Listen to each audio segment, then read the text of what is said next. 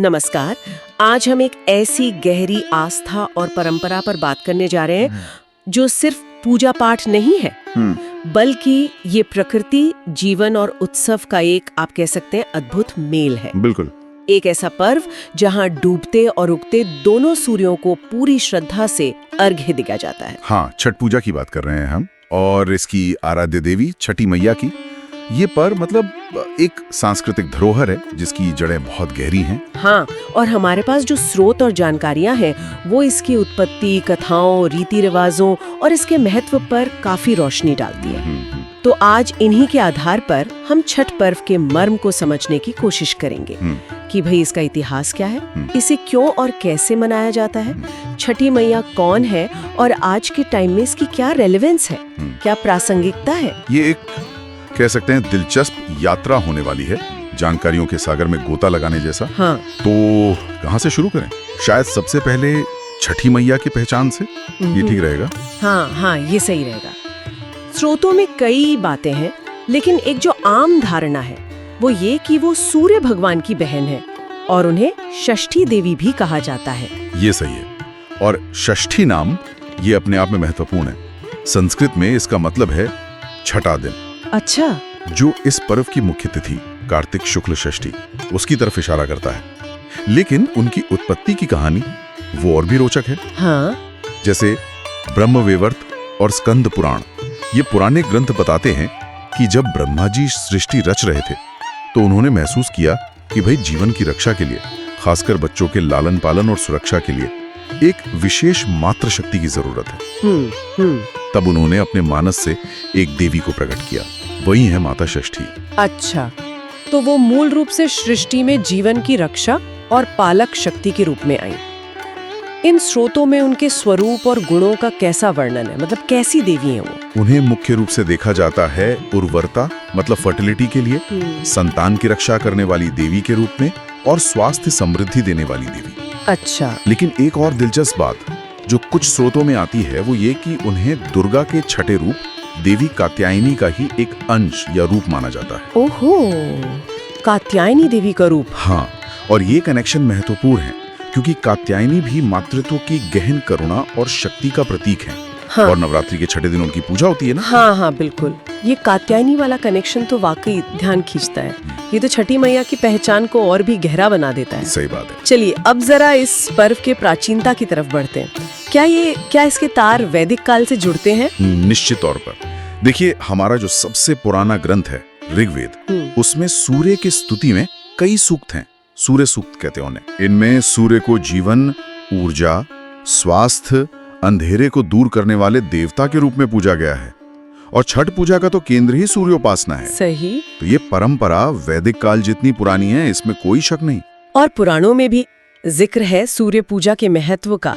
जैसे हमारे स्रोतों में पद्म पुराण और स्कंद पुराण का जिक्र है। हाँ, इन पुराणों में साफ कहा गया है कि सूर्य की उपासना करने से व्यक्ति को आरोग्य मिलता है, तेज मिलता है और साथ ही समृद्धि, ऐश्वर्य भी प्राप्त होता है।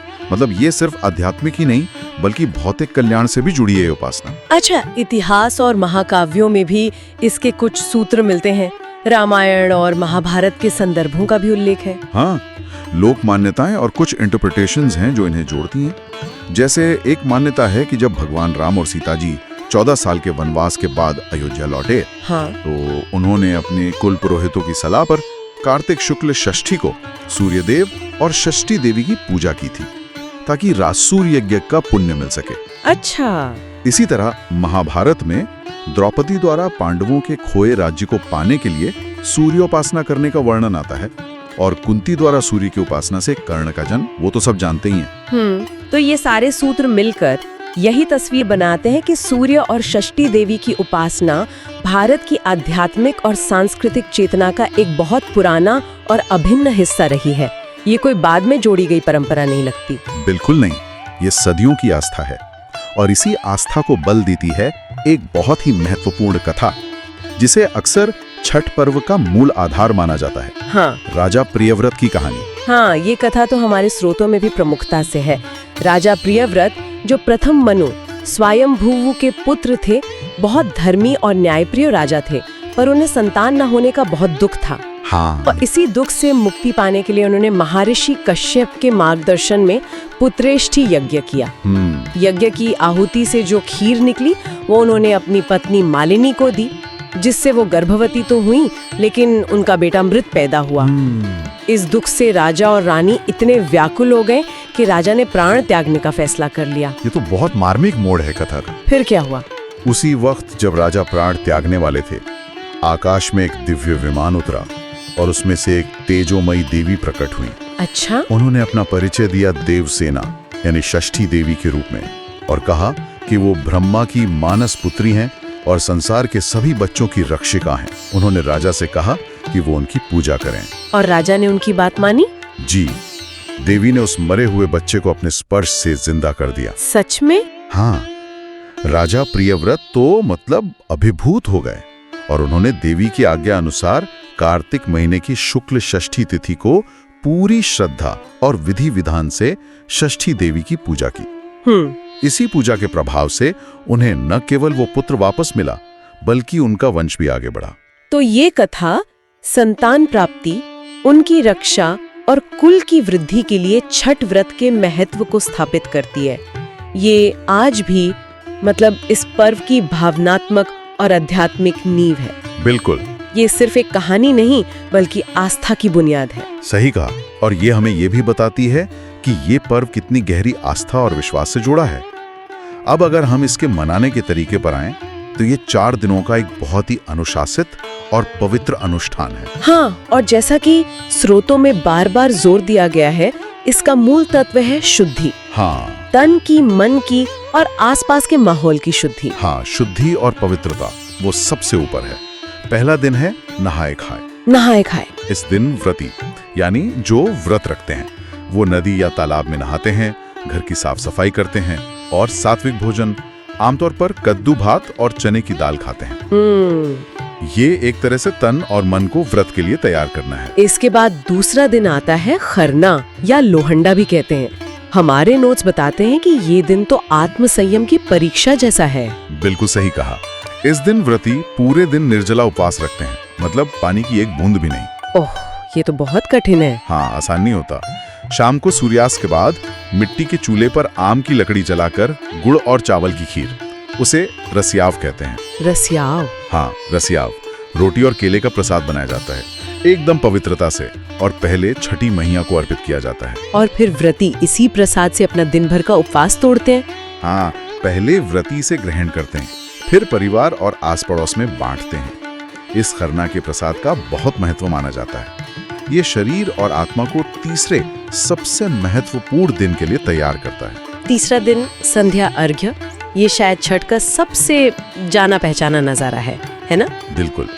इस दिन शाम को व्रती और उनका पूरा परिवार नदी, तालाब या किसी भी पानी के स्रोत के किनारे जमा होता है। बांस की टोकरियों या सूप में फल, ठेकुआ, गन्ना और पूजा की दूसरी सामग्री सजाकर रखते हैं।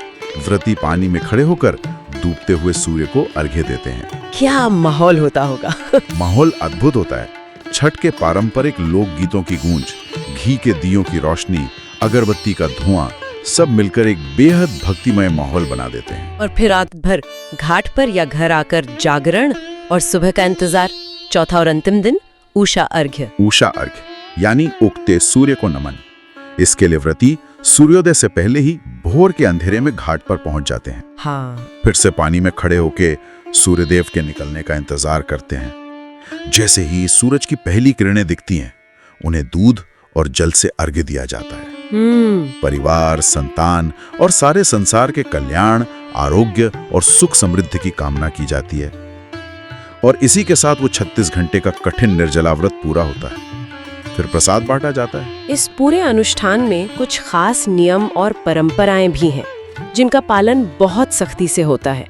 स्रोतों में बर्तनों, प्रसाद और व्रती के आचरण पर काफी जोर है। हाँ, ये नियम पर्व की पवित्रता और अनुशासन बनाए रखते हैं। जैसे पूजा में ज्यादातर कांसे या मिट्टी के बर्तनों का ही इस्तेमाल होता है। अच्छा, लोहा या स्टील नहीं? नहीं, लोहा या स्टील के बर्तन वर्जित माने जाते हैं। और प्रसाद की बात करें तो ठेकुआ का नाम सबसे पहले आता है। ठेकुआ? हाँ, वो तो छठ का सिग्नेचर प्रसाद है। गेहूं के आटे, इसके अलावा मौसमी फल जैसे केला, वो भी पूरा गुच्छा। गन्ना, जड़ समेत बड़ा वाला नींबू आता है, ढाब, नारियल, सुथनी, शकरकंदी, हल्दी, अदरक के पौधे, ये सब चढ़ाए जाते हैं। हाँ, ध्यान देने वाली बात यह है कि ये सब चीजें कितनी प्राकृतिक और जमीन से जुड़ी हुई हैं। बिल्कुल। एक और बात जो स्रोतों में रेखांकित की गई है वो है व्रती का नैतिक आचरण। झूठ, गुस्सा, निंदा, इन सब से दूर रहना। ये बहुत जरूरी है। छठ सिर्फ बाहरी शुद्धि नहीं बल्कि अंदरूनी शुद्धि पर भी जोर देता है। व्रती को इन 4 दिनों में ब्रह्मचर्य का पालन करना होता है, जमीन पर सोना होता है और मन, वचन, कर्म से पवित्र रहना होता है। अच्छा, ये एक तरह की साधना है, सेल्फ डिसिप्लिन का अभ्यास है। और सबसे खूबसूरत बात, ये पर्व हमें प्रकृति के 5 तत्वों सूर्य, जल, वायु, पृथ्वी और आकाश के प्रति शुक्रगुजार होना सिखाता है। सही कहा। अब अगर हम छठी मैया की महिमा की बात करें तो उन्हें मातृत्व की देवी कहा गया है। उनकी कृपा का विस्तार कहाँ तक माना जाता है? वो मुख्य रूप से तो संतान की रक्षा और पालन करने वाली देवी है।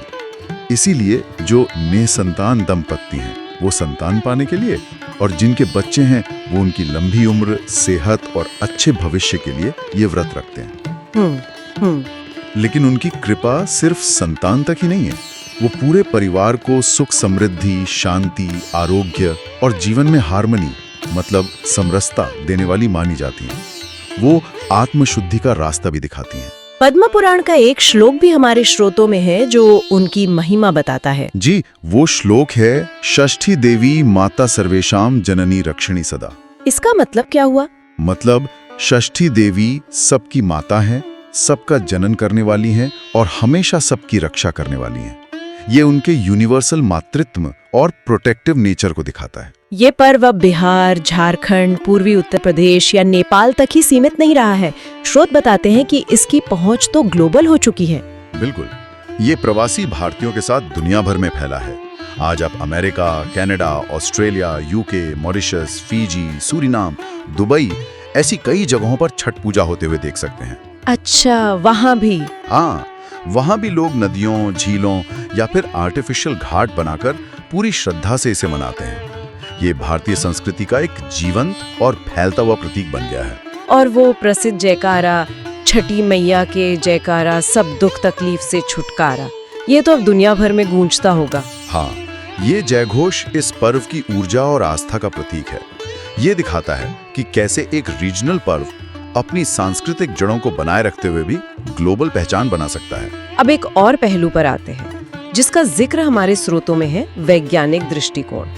क्या छठ पूजा की रीतियों में कोई साइंटिफिक लॉजिक भी छिपा है? ये दिलचस्प है।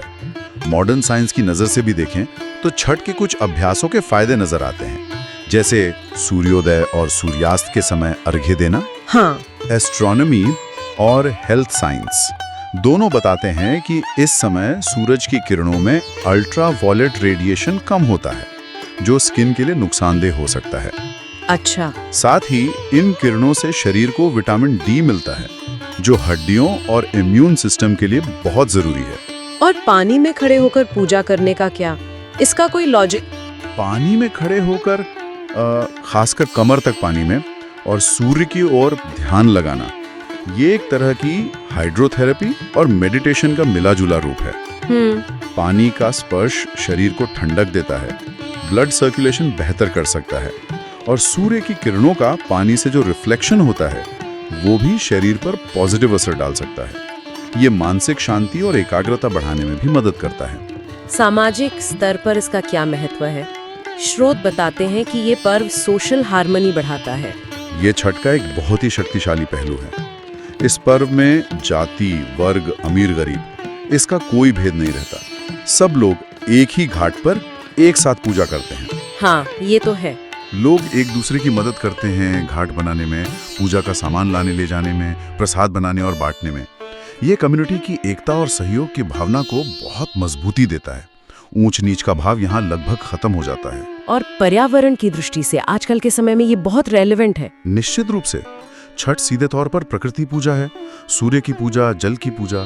पर्व से पहले नदियों, तालाबों और घाटों की बड़े पैमाने पर सफाई की जाती है। हाँ, ये मैंने देखा है। पूजा में इस्तेमाल होने वाली ज्यादातर सामग्री भी नेचुरल और बायोडिग्रेडेबल होती है।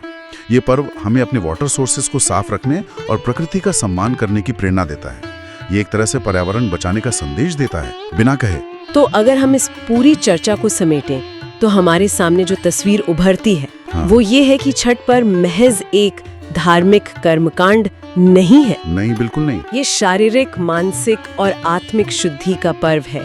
प्रकृति के प्रति गहरी श्रद्धा और कृतज्ञता का पर्व है। सूर्य की जीवन देने वाली शक्ति का उत्सव है। मातृत्व का सम्मान है और सामाजिक समानता और एकता का प्रतीक है। बहुत सटीक सारांश है ये। छठी मैया का ये पर्व हमें जीवन की जो सहज सच्चाइयां हैं उनकी ओर ले जाता है। ये सिखाता है कि सच्ची भक्ति दिखावे में नहीं, बल्कि सादगी, पवित्रता, अनुशासन और प्रकृति के साथ गहरे जुड़ाव में है। सूर्य की तरह ऊर्जावान और निस्वार्थ होना, जल की तरह निर्मल होना, पृथ्वी की तरह सहनशील होना, शायद यही छठी मैया की सच्ची आराधना का सार है। और अंत में श्रोताओं के लिए एक विचार जो इन स्रोतों के मंथन से उपजता है। हमने देखा कि छठ में प्रकृति के 5 मूल तत्व सूर्य, जल, वायु, पृथ्वी, आकाश, इनकी पूजा का भाव है। आज जब हम क्लाइमेट चेंज और पर्यावरण की गिरावट जैसी गंभीर चुनौतियों का सामना कर रहे हैं, तो क्या छठ पर्व हमें प्रकृति के साथ अपने टूटे हुए रिश्ते को फिर से जोड़ने, उसके महत्व को समझने और उसके संरक्षण के प्रति अपनी जिम्मेदारी निभाने के लिए एक गहरा, पारंपरिक और शक्तिशाली संदेश नहीं देता? ये सवाल वास्तव में हम सबको सोचना चाहिए। इसी विचार के साथ हम आज की इस गहन चर्चा को यहीं विराम देते हैं। जय छठी मैया, जय सूर्य नारायण। जय छठी मैया, जय सूर्य नारायण।